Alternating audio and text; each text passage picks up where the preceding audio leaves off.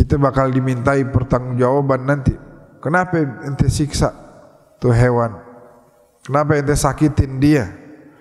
Kenapa ente biarin tuh pisau belum tajam udah ente pakai? Kita bakal ditanya begitu. Bayangin kita dihisab nanti sama Allah, ditanya begitu, mau jawab apa? Nah, sehingga kegiatan berkurban ini yang kita lakukan dalam setahun sekali harus dilakukan dengan cara yang baik. Billati hiya ahsan.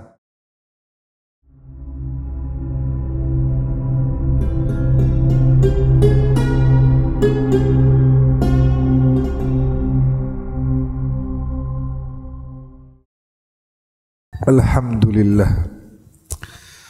Alhamdulillahil kabiril muta'al wassalatu wassalamu ala sayyidina Muhammadin maula Bilal wa ala alihi wa sahbihi khairi sahbin wa al amma ba'd. Bapak-bapak, ibu-ibu yang berbahagia yang dimuliakan oleh Allah, alhamdulillah kita dapat berkumpul bersama dalam kegiatan salat subuh berjamaah dan melanjutkan dengan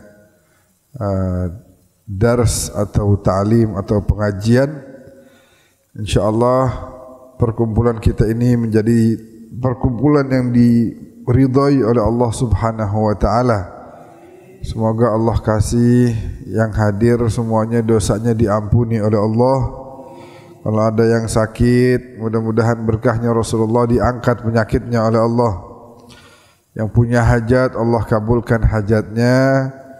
Dan kita berharap kepada Allah hajat dunia dan akhirat kita dikabulkan semuanya. Amin ya rabbal alamin.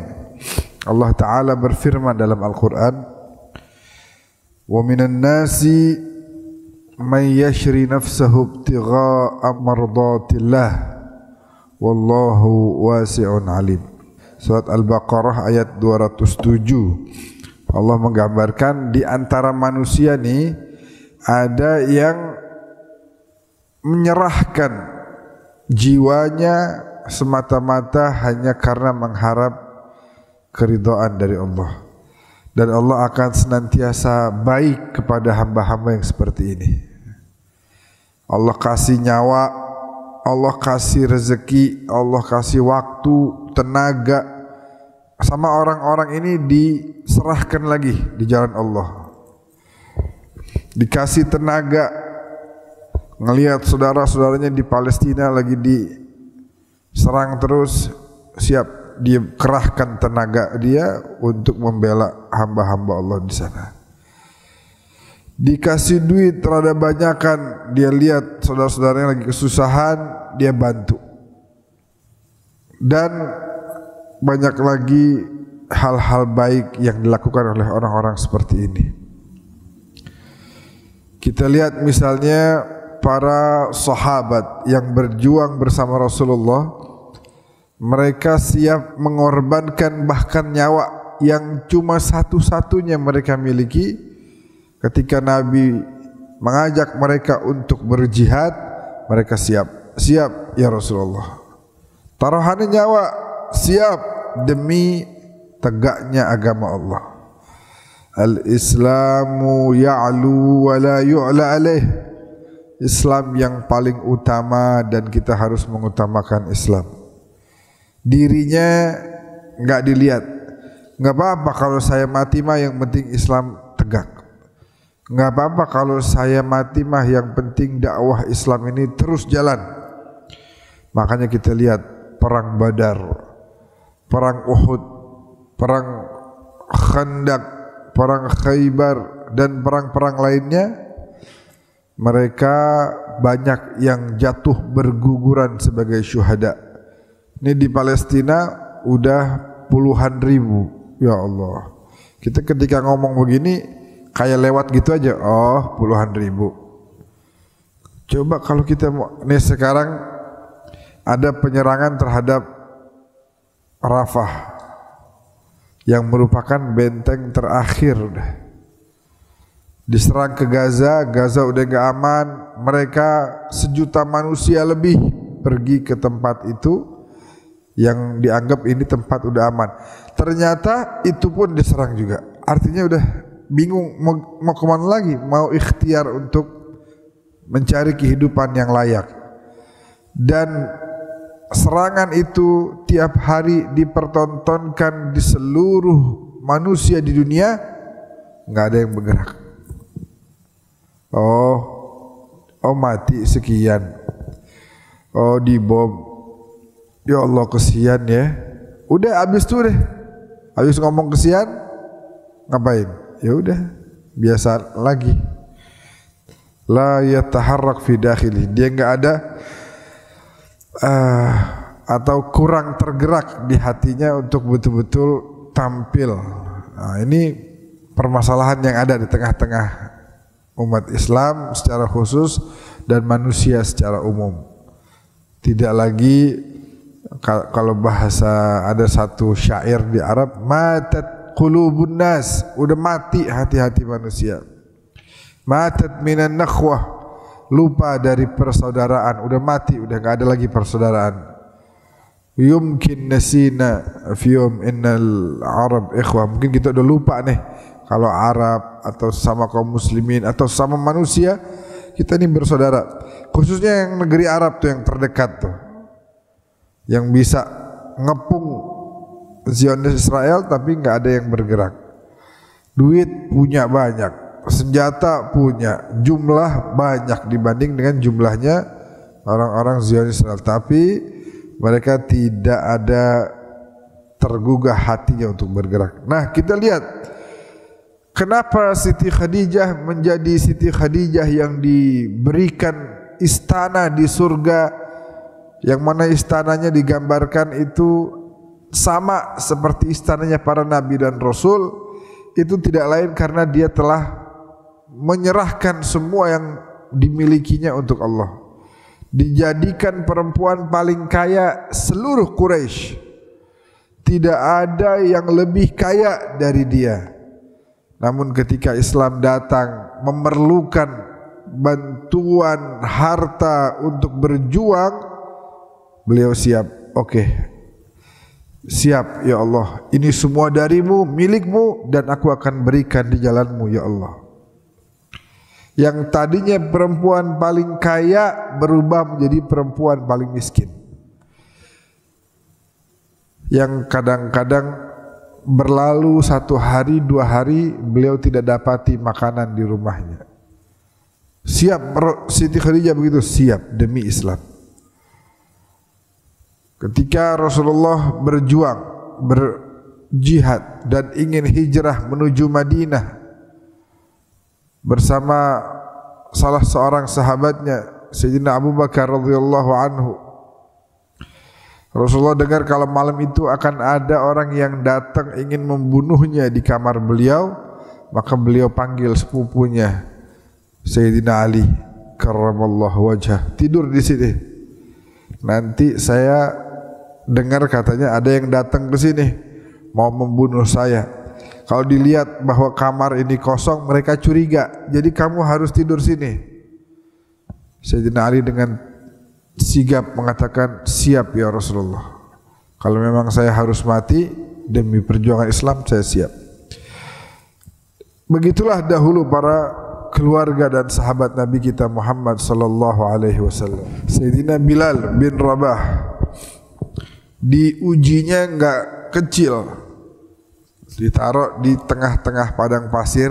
Coba bapak-bapak bayangin, ntar siang-siang di jalan raya ditidurin gak pakai baju. Gak cuman begitu, ditaruh batu gede di atas tubuhnya. Itu yang dilakukan oleh para kaum kafir Quraisy terhadap Sayyidina Bilal bin Rabah. Dipecut, ayo bilang Lata, bilang Uzza. Tapi beliau mengatakan Ahad, Ahad, Ahad. Allah Maha Esa, Allah yang Maha Esa, Allah yang Maha Esa. Sampai akhirnya kemudian Sayyidina Abu Bakar membebaskannya. Tapi mereka rela, siap demi Islam. Al-Islam sekali lagi ya'lu wa la yu'la alaih. Tidak ada yang lebih utama dari Islam. Wa minan nas, dan di kalangan manusia ada tuh yang kayak begitu. May yashri nafsahu, dia dia serahkan jiwanya ibtigha'a mardatillah, karena mengharap keridhaan Allah. Itu yang terjadi di zaman perang Badar, Uhud. Kadang-kadang yang dilawan ini keluarganya nih yang masih kafir, tapi mereka tetap memperjuangkan Islam dan rela mati demi Islam. Begitulah orang-orang saleh. Dan sekarang kita juga diminta untuk berjuang. Tentu perjuangan kita enggak seberat beliau-beliau. Di antara perjuangan yang Allah inginkan dari kita adalah ayo berkorban. Berkorban bagi yang mampu. Bagi yang mampu berkorban. Yang jadi musibah kadang-kadang kalau udah mau berkorban kelihatan berat begitu. Padahal harga korban berapa? Mungkin enggak semahal handphonenya. Handphonenya bisa jadi lebih mahal. Nah, dia punya kendaraan motor pasti lebih mahal dari hewan kurban. Sedangkan hewan kurban ini kata Allah enggak dapat tuh bagian dagingnya, enggak. Allah enggak minta daging, enggak minta jatah. Yang Allah pengen lihat walakin yanaluhu taqwa minkum. Ketakwaan kalian sejauh mana mau nurut. Disuruh berkorban sejauh mana mau nurut. Nah, kita berharap ketika kita sembelih itu hewan kurban, kita juga menyembelih hawa nafsu yang ada dalam tubuh kita yang selalu mengarahkan kita kepada keburukan. Niatin kayak begitu. Dan kita tahu bahwa dalam berkorban ada tata caranya, ada adab dan akhlaknya. Dalam kitab 40 hadisnya Imam Nawawi, di situ diajarkan tentang adab dan akhlak berkorban atau menyembelih hewan kurban. Di hadis yang ke-17 dalam kitab 40 hadisnya Imam Nawawi, di situ disebutkan an Shaddad ibni Ausin Abu Ya'la, dari seorang sahabat yang bernama Abu Ya'la Shaddad ibni Aus, bahwa Rasulullah sallallahu alaihi wasallam beliau bersabda, Innallaha katabal ihsana ala kulli syai. Sesungguhnya Allah mewajibkan kepada kalian untuk berbuat baik dalam segala perkara. Apapun yang mau kalian lakukan, Allah mewajibkan kepada kalian untuk melaksanakannya dengan cara yang baik. Nih suami-suami nih, bininya salah, mau ditegur, boleh gak? Ya boleh. Tapi tegurnya dengan cara yang baik. Bini saya salah, tadi saya caci maki dia, saya hardik dia karena dia salah. Ente juga salah, sama-sama salah. Karena menegur itu ada caranya. Lihat bagaimana dulu baginda Rasulullah sallallahu alaihi wasallam beliau menegur orang-orang yang salah di sekitarnya. Kata-katanya indah, penuh cinta dan kasih sayang, lembut, sopan, rendah suaranya, enggak diangkat tinggi. Ketika Nabi lakukan hal itu, yang salah pun akan terima. Kalau seandainya cara nasihatinnya salah, yang dinasehatin boleh jadi akan tidak menerima dan bahkan ikut emosi juga. Maka dari itu innallaha katabal ihsan ala kulli syai. Allah mewajibkan atas kalian untuk berbuat baik dalam segala perkara. Apapun hal yang kalian akan lakukan harus dilakukan dengan cara yang baik. Apalagi ibadah. Ibadah juga begitu. Caranya kudu baik. Sedekah, bagus enggak sedekah? Bagus. Caranya juga harus baik. Enggak boleh sedekah yatba'uhal adza. Sedekah tapi kita nyakitin hati orang yang kita sedekahin. Sini loh. Ini gua mau sedekah nih sama lo. Ini biar lihat nih, ini orang gua mau sedekahin nih. Nih. Bilang apa? Bilang terima kasih dong. Gimana sih? Itu yang dikasih merasa terganggu. Ente mau sedekah caranya begini, nggak usah sedekah dah. Caranya harus baik. Lihat baginda Nabi dalam segala aspek kehidupannya nggak ada celah keburukan, semuanya baik. Ada orang lemparin sampah tiap hari di rumahnya, Nabi balas dengan melempar kasih sayang kepadanya. Ada orang caci maki Nabi tiap hari, buta nggak bisa ngelihat, Nabi datang dan Nabi suapin dia dan memberikan makan kepadanya. Caranya baik, makanya pengikutnya sampai sekarang jumlahnya miliaran. Karena Nabi mengajaknya dengan cara yang baik. Wali Songo, kalau kita lihat nih yang kebelakangan, yang nggak terlalu jauh dari kita, Wali Songo juga begitu, datang kemari orang di sini sebagian besar belum tahu apa itu Islam. Kemudian Wali Songo tampilkan akhlak yang baik, berdagang, bantu orang, sampai orang tanya, ente ajarannya apa? Keyakinan ente ini apa? Kok bisa baik begini? Kita mau ikut dong ajaran kamu. Kita juga pengen menyembah Tuhanmu. Jadi belum berdakwah orang udah tertarik duluan. Belum ngasih tahu orang udah penasaran pengen ikut. Kenapa sebabnya? Sebabnya yang ditampilkan adalah al-ihsan, kebaikan. Ada orang ngatain kita, kata Al-Quran, idfa' billati hiya ahsan. Balaslah dengan kebaikan, bukan balas dengan caci maki. Fa idzal ladzi bainaka wa bainahu adawatun ka'annahu waliyyun hamim. Contoh misalnya teman kita nyaci maki kita, kita bukan balas caci maki, malah kita baikin dia. Maka potensi yang akan terjadi adalah dia pun akan sadar dan akan berubah jadi baik.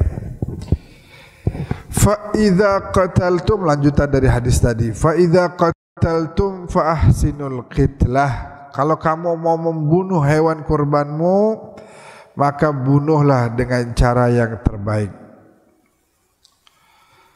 Wa idza dzabhtum fa ahsinudz dzibhah. Kalau kamu udah pengen mulai nyembelih itu kepala hewan, sembelih dengan cara yang baik. Betapa sering kita melihat tukang apa namanya? Tukang apa sih? Jagal apa? Tidak memerhatikan pri kemanusiaan dalam melaksanakan atau menjalankan kurban.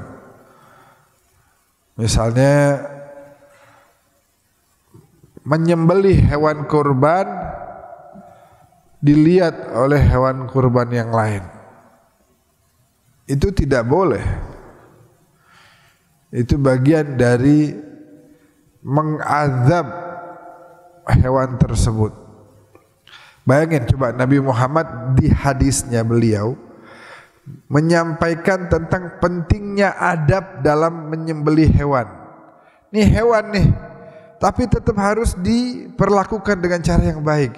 Dikasih minum dulu sebelum disembelih. Jangan sampai dia dalam keadaan kehausan. Dipinggirkan dulu, jangan sampai dia melihat temannya disembelih. Dan banyak cara-cara lain. Jangan kayak ditarik-tarik, segala macam. Padahal kalau dibawa dengan cara yang baik pun bisa. Begitu. Ada yang nyembelih, sebelahnya kambingnya diem lu, habis ini lu nih gue sembelih nih. Nggak boleh begitu. Sapi juga sama. Sehingga fa idza qataltum fa ahsinul qitlah wa idza dzabhtum fa ahsinuz dzibhah. Sampai Nabi ingetin tuh. Sedetil itu Nabi dalam kehidupannya yang sangat banyak tugas dari Allah, tetap Nabi perhatikan. Wal yuhidda ahadukum syafratah. Sebelum nyembelih, tajemin dulu tuh. Jangan sampai kita nyembelih hewan dia tersiksa dengan kondisi pisaunya yang kagak tajam, sehingga dia tersiksa. Padahal kambing atau sapi yang kita korbankan ini akan menjadi apa? Azimu dhahayakum fa innaha 'ala sirati matayakum, akan jadi kendaraan kita. Harus kita perlakukan dengan cara yang baik, jangan disiksa. Sampai ada yang bisa berhasil memotong sapi dengan satu kali satu kali goyangan tangan doang, nggak sampai berkali-kali. Kenapa? Tajam. Nabi bilangin wali yuhidda, ada lam di situ. Kalau bahasa Arabnya namanya lamul amr, perintah dari Nabi. Tajemin. Yang namanya orang mau nyembelih itu dia punya pisau, tajemin. Jangan sampai nyiksa. Wal yurih dzabihatahu, biar membuat si korban ini, hewan yang dikorbankan ini menjadi ringan dalam menjalankan tugasnya. Jangan di gini-giniin kesakitan dia, ya Allah. Kita bakal dimintai pertanggungjawaban nanti. Kenapa ente siksa tuh hewan? Kenapa ente sakitin dia? Kenapa ente biarin tuh pisau belum tajam udah ente pakai? Kita bakal ditanya begitu. Bayangin kita dihisab nanti sama Allah, ditanya begitu, mau jawab apa? Nah, sehingga kegiatan berkurban ini yang kita lakukan dalam setahun sekali harus dilakukan dengan cara yang baik. Billati hiya ahsan. Kasih kepada orang-orang yang mungkin selama ini susah makan daging. Nah, kita mungkin di rumah kita beberapa kali kita bisa beli daging. Ada orang-orang yang sama sekali nggak bisa. Boleh memang kita ambil sebagian, tapi alangkah baiknya kalau kita berikan kepada yang membutuhkan. Semakin besar manfaatnya, akan semakin besar juga pahalanya. Nah, maka dari itu, kalau seandainya kepada hewan aja Nabi segitu perhatiannya, apalagi kepada umatnya sendiri. Kita disuruh sama Nabi, ini begini nih kalau mau nyembelih begini. Itu diajarin tuh. Begitu juga tentang muamalah kita sehari-hari kepada sesama manusia. Nabi juga ajarin, wahai umatku, begini cara kamu hidup, begini cara kamu dalam rumah tangga kepada anak-anak. Misalnya bapak-bapak sekarang yang kerja mengatakan bahwa saya kerja ini demi keluarga saya, demi anak-anak saya.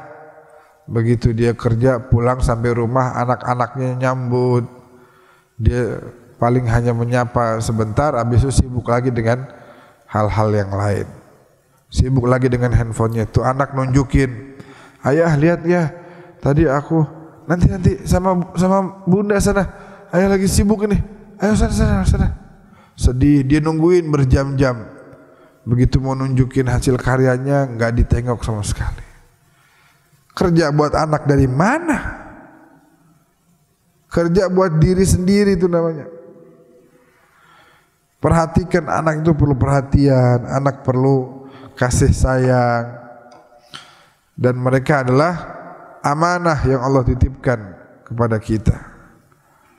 Sehingga kalau kepada hewan aja Nabi segitu perhatiannya, apalagi tentang bagaimana kita berperilaku kepada sesama manusia. Wabil khusus kepada saudara-saudara kita di Palestina sekarang. Ayo doanya jangan berhenti dong. Kalau bisa ada sedikit rezeki tambahan, sumbangannya jangan berhenti. Itu semua bakal ditanya sama Allah. Bakal ditanya Bu nanti Bu kita Bu. Tempo hari roman-romannya waktu Palestina diserang mulu itu, kayaknya rezeki mah ada. Kenapa disimpan sendirian? Kenapa kagak dibagi itu kepada saudara-saudaranya? Dan itu semua akan dimintai pertanggungjawabannya. Sehingga sebelum hari itu datang, mari sama-sama kita mempersiapkan dengan sebaik-baiknya bagaimana kita bersosial kepada sesama manusia, apalagi sama kaum muslimin, itu akan dimintai pertanggungjawaban oleh Allah Subhanahu wa taala. Ya, sekali lagi, kalau kepada hewan kurban aja tadi Nabi tegas banget tuh, rinci Nabi. Fa idza qataltum fa ahsinul qitlah, fa idza dzabhtum fa ahsinuz dzibha, wal yuhidda ahadukum syafratah, wal yurih dzabihata. Segitunya tuh dijelasin sama Nabi, apalagi kepada sesama manusia, khususnya kepada sama kaum muslimin, khususnya lagi kepada keluarga kita. Jadilah orang yang baik, jadilah orang yang membuat sekitarnya menjadi nyaman. Maka insyaallah semoga Allah Ta'ala memberikan taufik, hidayah dan inayah buat kita semuanya, sehingga tidaklah kita keluar dari jalan yang sudah digariskan oleh baginda Rasulullah sallallahu alaihi wasallam. Amin ya rabbal alamin. Wallahu a'lam bissawab.